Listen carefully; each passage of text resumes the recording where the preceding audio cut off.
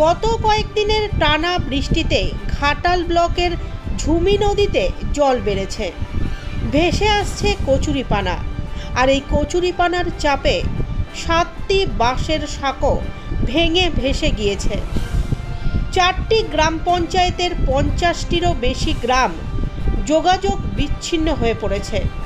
শুক্রবার সকালে ওই এলাকাতে যান ঘাটালের এসডিও সুমন বিশ্বাস।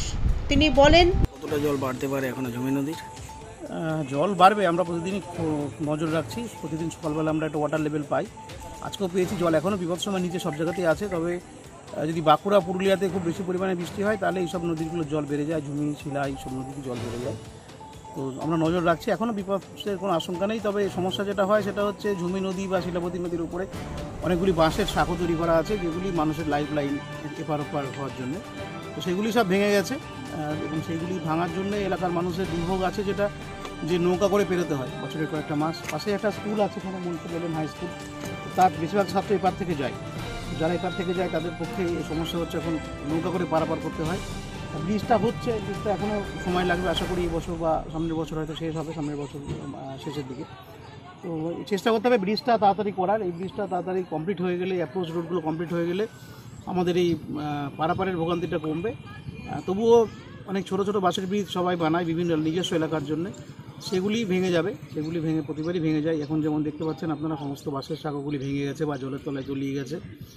এগুলির জন্য সমস্যা মানুষের হয়, সেই অনুযায়ী তারা ব্যবস্থা গ্রহণ করে। নৌকা পারাপার হচ্ছে, এটা নজর আমরা রাখবো যাতে করে নৌকাগুলি সেফ সিকিউরিটিভাবে পারাপার করে। কারণ আমরা দেখেছি যে অনেক মানুষ একসঙ্গে নৌকায় উঠে যায়, সেই ক্ষেত্রে নৌকাতে লাইফ জ্যাকেট রাখা বা নৌকাগুলি মেরামত করে যেন ফিট করে নেয় ওরা, সেটা একটু আমি পঞ্চায়েত প্রশাসনকে বলবো, লোকাল বিডিও সাহেবকে বলবো যে যতগুলি ঘাট আছে সেগুলো একটু ইন্সপেকশন করা, নৌকাগুলি একটু দেখা, যাতে করে যে নৌকাগুলি চলবে সেগুলি যেন মোটামুটি সেফ থাকে, সেটা আমরা নজরদারি করব।